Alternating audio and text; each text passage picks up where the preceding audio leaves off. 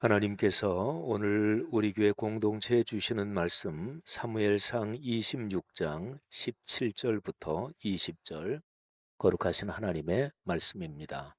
사울이 다윗의 음성을 알아듣고 이르되 내 아들 다윗아 이것이 내 음성이냐 하는지라 다윗이 이르되 내 주 왕이여 내 음성이니이다 하고 또 이르되 내 주는 어찌하여 주의 종을 쫓으시나이까 내가 무엇을 하였으며 내 손에 무슨 악이 있나이까 원하건대 내 주 왕은 이제 종의 말을 들으소서 만일 왕을 충동시켜 나를 해하려 하는 이가 여호와시면 여호와께서는 제물을 받으시기를 원하나이다마는 만일 사람들이면 그들이 여호와 앞에 저주를 받으리니 이는 그들이 이르기를 너는 가서 다른 신들을 섬기라 하고 오늘 나를 쫓아내어 여호와의 기업에 참여하지 못하게 함이니이다. 그런즉 청하건대 여호와 앞에서 먼 이곳에서 이제 나의 피가 땅에 흐르지 말게 하옵소서. 이는 산에서 메추라기를 사냥하는 자와 같이 이스라엘 왕이 한 벼룩을 수색하러 나오셨음이니이다. 아멘. 지난 주간에 참 우리나라 전체에 참 기쁜 소식이 있었습니다. 50 중반의 작가 한강 씨가 노벨 문학상을 수상했습니다. 참 기쁜 일이고 국민 전체 민족에 감사한 일입니다. 그리고 또 하나 기쁜 소식은 30대 후반의 작가 김주혜 씨가 2024년 톨스토이 문학상 해외 문학상을 수상했습니다. 참으로 감사한 일입니다. 한류 또 최근에 이름으로는 K컬처 이게 대중음악 그리고 영화 또 코스메틱 화장품 산업이죠. 이런저런 걸로 해서 세계적으로 우리 한국 문화가 퍼지는데 가장 고품격 문화라고 할 수 있는 우리 문학 쪽에서도 세계 알려지게 돼서 참 감사한 일입니다. 가만히 그런 생각을 했어요. 이렇게 한국 민족이 세계에 알려지게 되는 것이 하나님의 섭리 또 넓은 의미의 선교에서는 어떤 의미가 있는 것일까? 아무튼 하나님께 참 감사합니다. 가을인데요. 시에 구체적으로 가을 이런 표현까지는 나오지 않지만 가을 정서가 물씬 풍겨지는 시 한 편을 제가 읽어 드리겠습니다. 로버트 프로스트의 가지 않은 길이라는 시입니다. 아마 제 연배 되는 또 위아래로 그런 분들은 중고등학교 때 공부할 때 많이 접해본 거니까 익숙할 것입니다. 제가 낭송해 드리겠습니다. 노란 숲 속에 두 갈래 길 나 있어. 나는 둘 다 가지 못하고 하나의 길만 걷는 것 아쉬워. 숲을 속으로 굽어 사라지는 길 하나 멀리 멀리 한참 서서 바라보았지. 그리고선 똑같이 아름답지만 풀이 우거지고 인적이 없어 아마도 더 끌렸던 다른 길 택했지.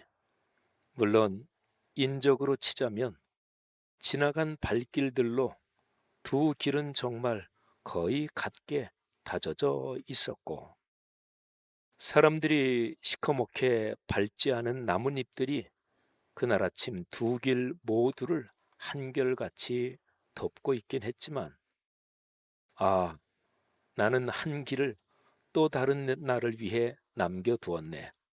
하지만 길은 길로 이어지는 걸 알기에 내가 다시 오리라 믿지는 않았지.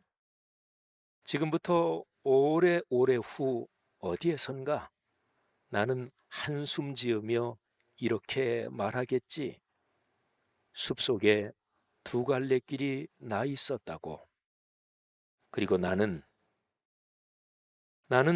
사람들이 덜 지나간 길 택하였고 그로 인해 모든 것이 달라졌노라고. 예, 참 쉬운 시고 또 정서에 깊이 와닿는 아름다운 시지요. 이 시의 주제가 여러 각도에서 볼 수 있겠지만 살아가면서 선택해야 될 때가 있다. 이런 게 이 시에 담겨 있죠.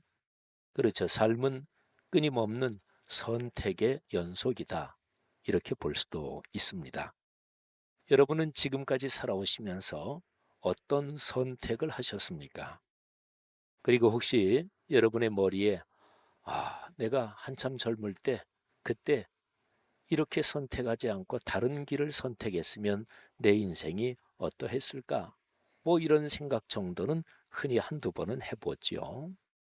또는 그때 그렇게 선택한 거 진짜 잘못했다. 후회스럽다. 이런 생각도 사람은 또 하는 경우도 있습니다. 아무튼요, 둘 중 하나를 선택해야 되는 경우, 셋 중에 하나, 넷 중에 하나 이런 것도 있지만 선택이라는 단어를 더 명료하게 한번 머릿속에 담아두기 위해서 둘 중 하나를 선택해야 되는 경우, 그런 경우 많으셨죠? 그때에 두 개를 동시에 선택할 수는 없는 그런 상황인 거죠. 둘 중에 하나를 선택하면 다른 쪽은 손에서 놓을 수밖에 없습니다. 자, 그런 선택의 순간 사람은 그리스도인은 당연히 기도할 테고 또 신앙을 갖지 않은 사람들 최선을 다해서 어떤 것을 선택하는 것이 내 인생의 더 축복인가, 내 인생을 더 아름답게 만드는가 그런 생각을 하겠죠. 우리가 살아온 인생 여정에서 한참 옛날도 그런 일이 있었겠고 혹시 지난 주간에도 그렇게 선택할 그런 상황이 있으셨습니까? 사랑하신 여러분, 사람의 삶에는 선택해야 될 때가 있습니다. 그리고 그 중에서도 둘 중에 하나, 그리고 굉장히 고민되는 그런 상황이 있죠. 그런데 그 선택으로 개인의 인생이 엄청나게 크게 달라질 수가 있습니다. 또 가정과 가문도 마찬가지입니다. 사회와 국가, 한 문화권도 역시 마찬가지입니다. 그리고 어떤 개인이 살아가면서 그 개인이 작게는 어느 모임의 지도자 또는 어떤 집단에서 영향력 있는 자리에 있고 또는 그냥 오늘날 세계에서 그냥 흔히 보는 대로 대통령, 수상, 총리다. 한 개인이 그런 중요한 자리에 있을 때 그 사람 한 사람의 선택이 많은 사람을 불행하게도 하고 많은 사람을 행복하게도 합니다.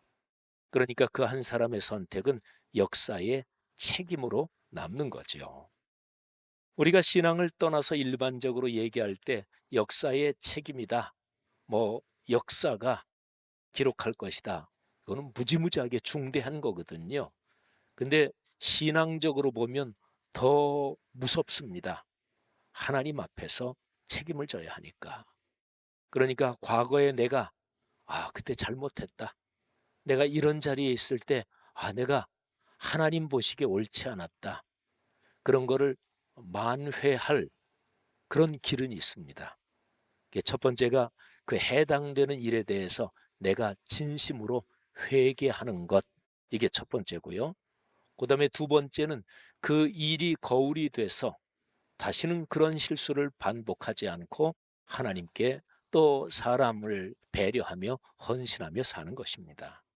그런데 회개는 다른 사람과의 관계에서 벌어진 일인데 그냥 내가 혼자 하나님께 기도하면서 하나님 회개합니다. 그리고 끝. 성경은 어디 그런 회개를 성경은 얘기한 적이 없습니다. 인간 관계에서 잘못한 것이면 상대방을 찾아가서 그때 제가 잘못했습니다. 용서해 주십시오. 이렇게 빌어야 회개가 되는 것이고 돈 문제에서 내가 누구에게 꾸고 안 갚았다든지 또는 의도적으로 어떤 일을 해서 상대방에게 물질적으로 피해를 끼쳤다든지 그러면 당연하죠. 돈 갚아야 회개가 되는 것입니다. 돈 갚지 않으면 그거는 회개가 아니에요. 근데 너무나 많은 그리스도인이 그냥 자기 심정으로 자기 생각 속에서 회개하고 난 회개했다. 그거를 가리켜서 값싼 회개라고 합니다. 성경은 그런 회개를 가르친 적이 없지요. 사랑하는 성도 여러분들이요. 성경에는 많은 곳에서 선택해야 될 그 결정적인 갈림길, 그런 얘기를 성경은 하고 있어요. 창세 이후 태고적에 창세기 3장에 아담과 하와, 여러분 이 두 사람이 선악과를 먹지 말라고 하신 하나님의 말씀을 듣고도 뱀의 유혹을 받고서 선악과를 눈으로 볼 때 그때 그들에게는 먹을까 말까 선택의 기로에 있었던 거죠. 또 태고적 시기에 하나님께서 노아에게 나타나셔서 방주를 만들라고 하셨습니다. 방주의 크기는 대단히 컸습니다. 또 방주를 산에다가 만들라고 하셨습니다. 근데 노아가 이 어처구니 없는 신의 명령을 이걸 따라야 되나 말아야 되나, 흔히 노아 이야기 그거를 설교자들 또는 그 성경 말씀을 상황을 가만히 좀 거룩한 상상력을 동원해서 한번 생각해 보면 노아 살던 그 동네 사람들한테 저 미친 늙은이라고 별별 손가락질을 다 받았습니다. 하나님의 말씀의 명령을 듣고 나서 노아가 그 명령에 순종하기 전에 해야 되나 말아야 되나 선택해야 될 기로에 있었을 것입니다. 주전 870년경에 갈멜산에서 이스라엘 민족, 특히 북왕국 사람들은 선택해야 될 갈림길에 있었습니다. 열왕기상 18장 21절에 보면 엘리야 선지자가 바알과 아세라 우상 선지자들과 갈멜산 꼭대기에서 대결을 하면서 그러면서 이스라엘 사람들에게 이렇게 강력하게 선택을 요청합니다. 너희는 어느 때까지 둘 사이에서 머뭇머뭇하려느냐? 여호와가 만일 하나님이면 그를 따르고 바알이 만일 하나님이면 그를 따를지니라. 그렇죠. 하나님 쪽을 따를 것인가, 바알 우상 쪽을 따를 것인가, 선택의 요청을 받고 있는 상황이지요. 하나만 더 말씀드릴까요? 겟세마네 동산에서 하나님의 아들 예수 그리스도는 땀방울이 핏방울이 될 정도로 간절하게 절절한 기도를 하나님 앞에 드리고 있었습니다. 그때 예수 그리스도께서는 이렇게 기도하셨습니다. 하늘아버지, 이 십자가라는 이 쓴 잔, 이 길 말고 다른 길을 통해서 아버지의 뜻을 이룰 그런 방법은 없습니까? 이 잔을 제게서 옮겨주시면 안 되겠습니까? 그러니까 그게 인간의 몸을 입고 이 땅에 계셨던 예수의 심정이었습니다. 제 뜻은 이렇습니다.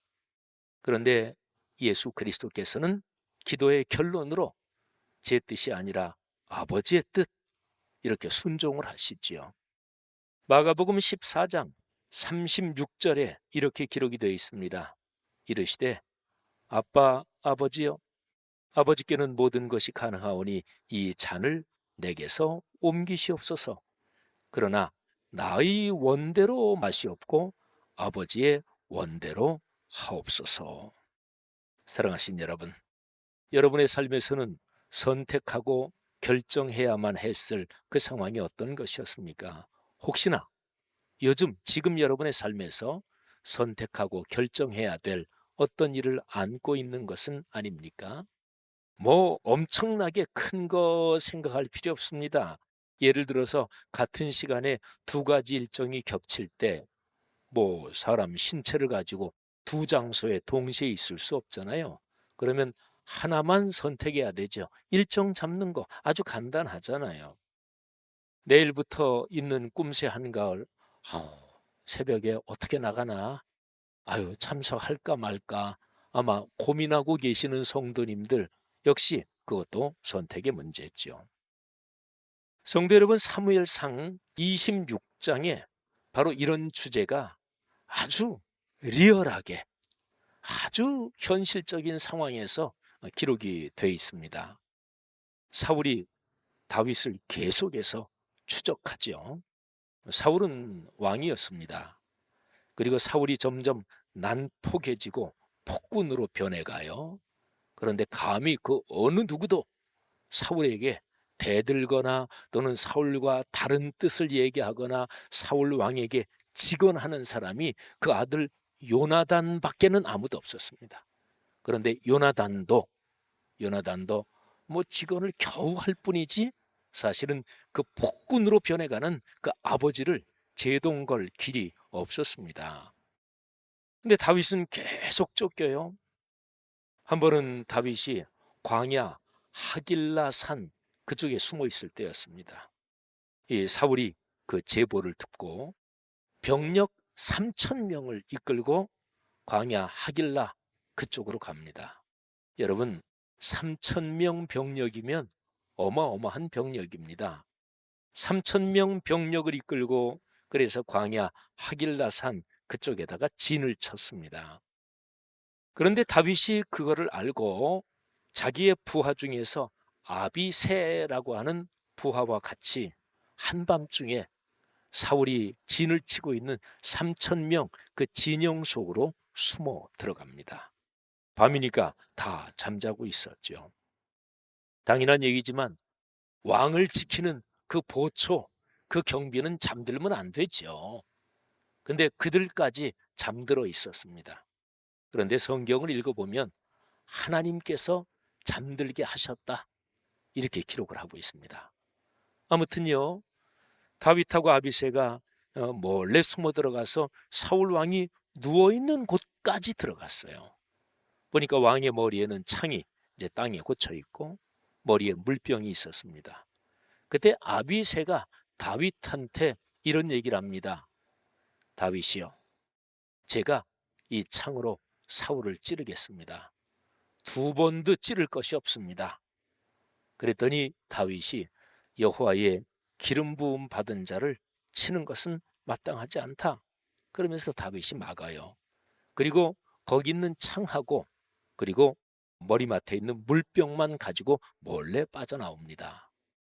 그리고 이제 멀리 떨어진, 충분히 거리가 떨어진 그쪽에서 그동안 날이 또 밝았겠죠.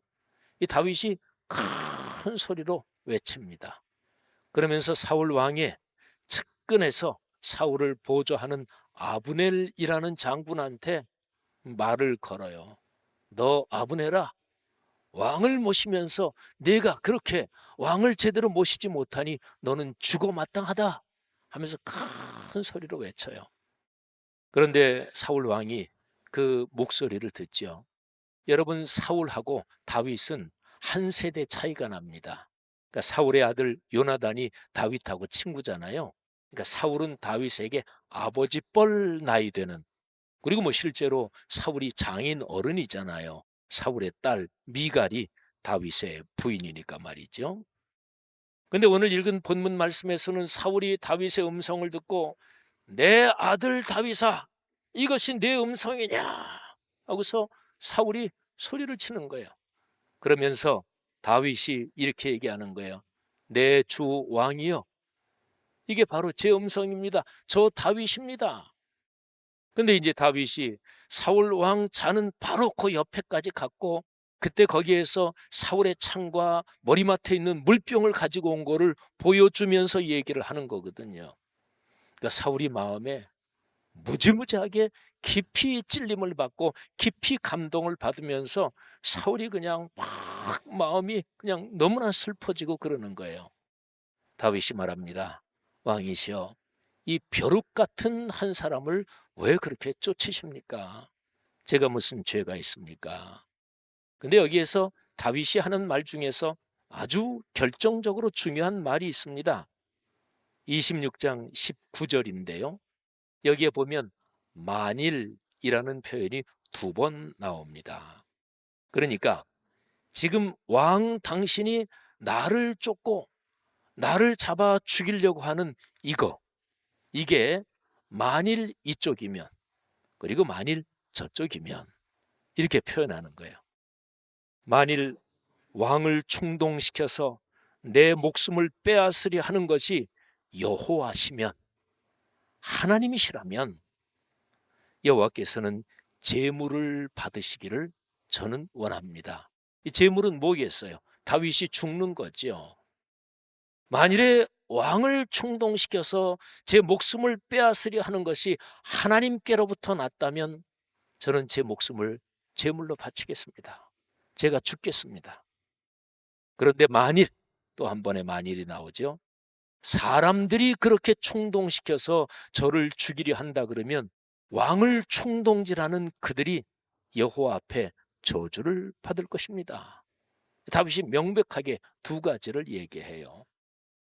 사랑하는 성도 여러분들이요, 다윗이 이 말을 할 때 다윗은 사울 왕의 곁에서 충동질하고 이간질하고 하는 그 사람들을 향해서 강력한 메시지를 던지는 거예요. 그런데 그거 말고 또 하나가 있습니다. 여기에서는 자신의 진심을 지금 전하는 것입니다. 그리고 하나님 앞에서, 하나님 제 진심이 이렇습니다, 그 얘기를 하는 거예요. 만일 하나님께서 저 사울 왕을 통해서 저를 잡아 죽이려 한다는 것이 하나님의 뜻이면, 하나님, 저는 하나님 앞에서 제 목숨을 제물로 바치겠습니다. 사랑하신 여러분, 다윗이 사울을 죽일 수 있는 결정적인 기회가 이번이 처음이 아니었어요. 사무엘상을 쭉 우리가 묵상하고 있잖아요. 이전에 또 한 번 절호의 기회가 있었습니다. 그때는 옷자락만 가만히 살그머니 베 가지고 와서 또 옷자락을 보이면서 왕이시여, 제가 왕을 죽일 수 있었습니다, 이렇게 왕에게 이야기를 하지요. 여러분, 다윗의 심정을 한번 생각을 해보십시오. 얼마나 절박하고 얼마나 고통스러웠을까요? 어떤 면에서는 이렇게 계속 쫓겨다니니 죽는 게 낫겠다, 이런 생각을 할 때도 있었을 것입니다.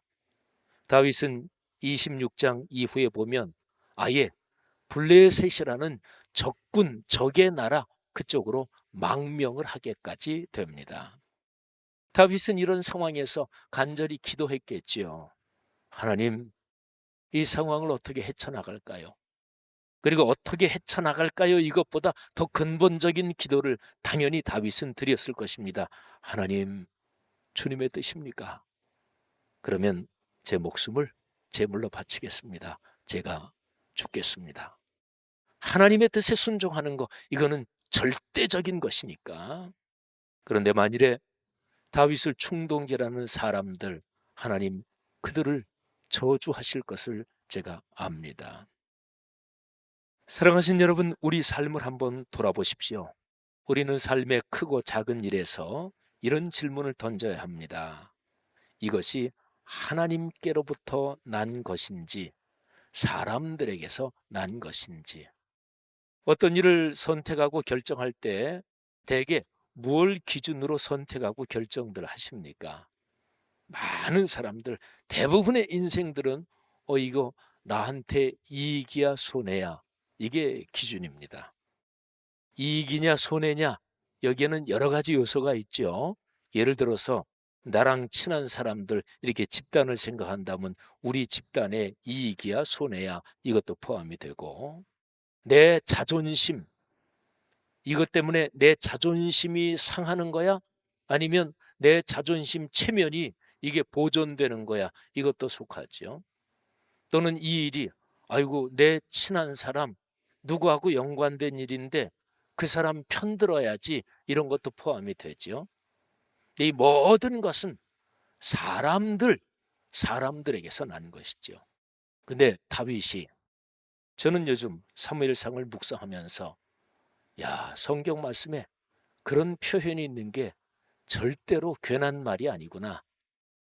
하나님이 이새의 아들 다윗을 만나니 내 마음에 합한 자라. 이 다윗은 이 선택의 기로에서 결정적인 질문을 늘 던지는 거예요. 이게 하나님께로부터 난 것인지 사람들에게서 난 것인지. 근데 하나님께로부터 난 것이라면 내 목숨까지, 하나님이 내 목숨을 원하시면 내 목숨을 하나님 앞에 드리는 게 당연하지. 이게 다윗의 신앙이었어요. 여러분, 이런 차원을 한 번 경험하잖아요. 그러면 신앙의 눈이 열립니다. 그리고 신앙에서 새로운 국면으로 발을 디디는 거예요. 그래 보신 적 있습니까? 예수 믿으시면서 교회 생활하면서 늘 나랑 가까운 사람 누구지? 나를 무시해? 늘 그런 식으로만 살아오신 분들 혹시 계시지 않습니까? 그런 사람 많습니다. 사랑하신 여러분, 예수님께서 마가복음 8장에 보면 십자가 사건을 예고하시는데 베드로가 가로막어요. 헬라어를 정확하게 번역하면 베드로가 예수님한테 정면으로 대든 거예요. 항변하고 예수님을 들이받은 거예요. 그러니까 예수님께서 이렇게 말씀하십니다. 8장 38절입니다. 예수께서 돌이키사 제자들을 보시며 베드로를 꾸짖어 이르시되 사탄아 내 뒤로 물러가라. 그렇죠.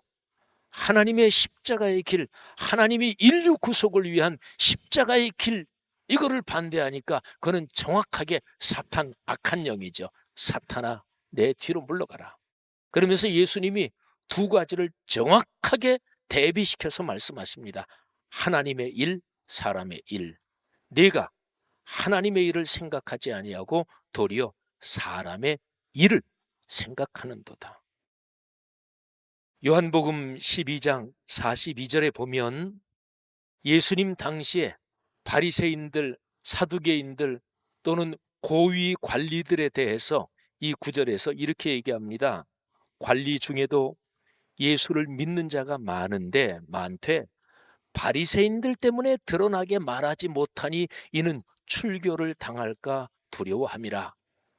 여러분, 예수님 말씀을 듣고 은혜를 받고 저분이 맞다, 이런 사람들이 관리 중에서도 많이 있었어요. 근데 괜히 얘기 잘못 꺼냈다가는 바리새인들한테 그냥 공격을 당할까 봐 아무 말도 못하고 아유 나한테 별일 없으니까. 어떤 상황에서는 잠잠한 것이 죄입니다. 이 잠잠한 거에 대해서 바로 그 다음 절 43절에 이렇게 기록이 되어 있습니다. 그들은 사람의 영광을 하나님의 영광보다 더 사랑하였더라. 여러분은 어떠십니까? 저도 제 자신을 돌아봅니다. 둘 중에 여러분은 어떤 것을 더 사랑하세요? 하나님의 영광, 사람의 영광. 사람의 영광을 더 사랑하는 사람은 이 세상 살면서 어느 정도 처신을 좀 더 잘하고 또는 어느 정도 이익은, 조그만 이익은 더 얻을 수 있겠지만 나중에 주님 앞에 섰을 때 내가 내 영광은 도무지 생각하지 않았다, 거기에서 심한 책망을 받겠지요. 기독교 신앙이 약해지고 병들고 타락할 때마다 신앙의 선배들은 초대교회로 돌아가자 이렇게 외쳤지요. 그 초대교회 중에 초대교회의 모습이 사도행전 2장부터 6장까지 그리고 또 그 뒤에도 이어지긴 하지만요. 이 예루살렘 교회의 모습에서 베드로와 요한 그리고 제자들은 끌려가서 채찍질을 당하고 그리고 죽음의 협박을 당하면서도 이렇게 입장을 분명히 표명했습니다. 사도행전 4장 19절 베드로와 요한이 대답하여 이르되 하나님 앞에서 너희의 말을 듣는 것이 하나님의 말씀을 듣는 것보다 옳은가 당신들이 생각해 봐라. 너무나 당연하지 않느냐? 하나님의 말씀에 순종하는 게 맞지 사람 말을 따르는 게 맞냐? 이런 거죠. 사도행전 5장 거기에 보면 사도들이 협박을 받고 채찍에 맞으면서도 5장 29절에서 베드로와 사도들이 이렇게 대답합니다. 사람보다 하나님께 순종하는 것이 마땅하니라. 사람이냐 하나님이냐. 저는 목회하면서 제가 아주 강할 때는 이런 때입니다. 그때는 저는 저보다 나이가 많아도 상관없고 또는 교단, 교계 또는 사회적으로 그 사람이 엄청 부자, 그까짓 거 하나도 겁 안 나고요. 어떤 것도 겁나지 않습니다. 근데 어떤 상황이냐면 이거는 분명히 하나님의 뜻이다. 그런데 거기에 대해서 가로막어. 그리고 거기에 대해서 저 사람 저거 뻔히 알면서도 아주 시비를 걸어. 그럴 때는 저는 아무것도 보지 않습니다. 그거는 명백하게 하나님을 거스르는 거니까. 목사가 그때 그 사람이 장로라고 해서 그 사람이 교회에서 영향력이 있다고 해서 그러는데도 불구하고 아유 그렇군요. 그러면 저는 안 된다고 보는 목사예요. 그러니까 목사들도 목회하는 게 다 틀려요. 근데 저는 가장 중요한 절대 기준은 양보하면 안 된다. 그러려고 목사 된 거 아니잖아요. 그죠? 성도들을 하나님의 말씀의 길로 정확하게 걸어가도록 목사라도 그럴 때 그러다가 목회에서 어려움을 당해도 목사라도 그런 어려움을 당해야 성도들이 아유 우리 목사님도 저렇게 사는데 나도 직장 생활에서 사회 생활에서 하나님의 말씀의 길로 가야지 그럴 거 아니겠어요.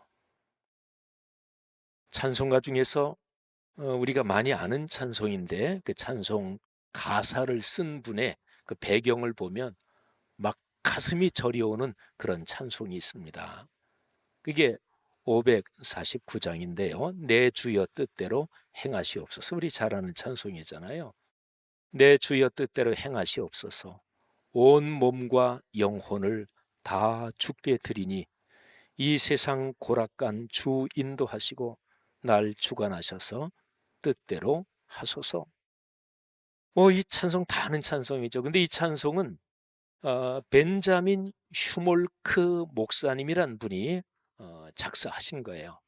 이게 오늘날에는 이 동유럽 쪽입니다. 오늘날의 폴란드 쪽인데, 근데 그쪽에서 이 슈몰크의 아버지도 목사님이셨어요.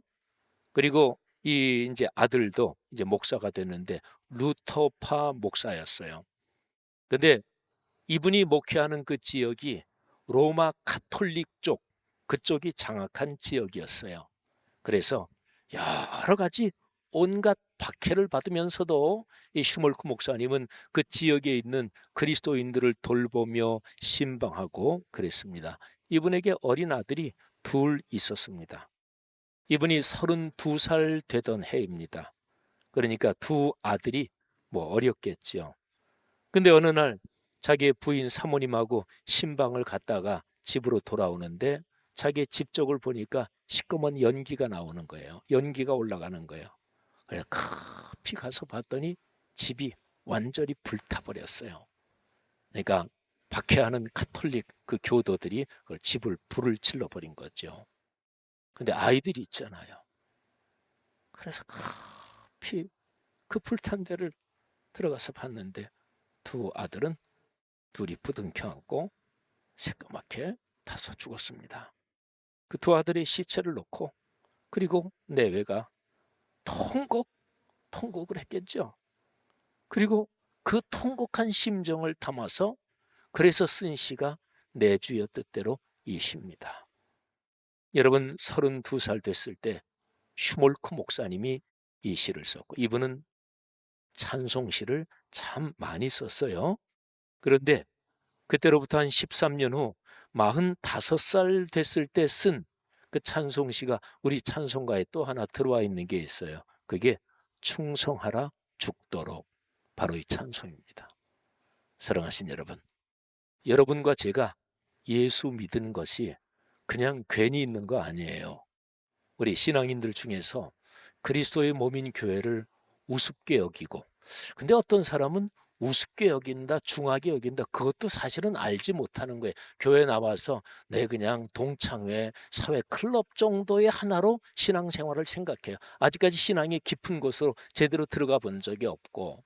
근데 여러분과 제가 예수 믿는 게 2000년을 거쳐서 이런 신앙의 선배들이 목숨을 걸고 순교의 각오로 살아오면서 그러면서 우리에게 신앙이 전해진 거예요. 여러분과 저 우리의 후손들 20년, 30년, 50년 후에 여기에 계신 여러분과 저 우리 모두 때문에 기독교 신앙이 또 후세에 그렇게 이어지는 것은 정확하게 말하면 아니겠죠. 그렇죠? 여기 예배 참석한 여러분들 중에서도 주님 말씀대로 그 길을 걷겠습니다. 이런 분들의 헌신 때문에 기독교 신앙은 뒤로 더 전해지고 그러지 않기를 바라지만 여기 계신 어떤 분들은 그렇게 하나님을 선택하지 않고 사람들 편을 선택하면서 그래서 나중에 언제 그 양반 때문에 교회가 많이 시끄러웠어.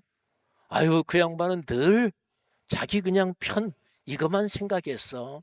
그 양반 때문에 하나님의 영광이 가리웠어. 그런 경우도 있을 수도 있겠죠. 사랑하신 여러분, 하나님을 선택하며 인생길을 걸어가시기를 주님의 이름으로 권면합니다. 하나님을 선택해서 인생길을 걸어가면서 거기에서 얻는 축복을 여러분 인생 내내 누리시기를 주의 이름으로 축원합니다. 여러분의 아들과 딸이 여러분 때문에 축복을 받기를 주님의 이름으로 축원합니다.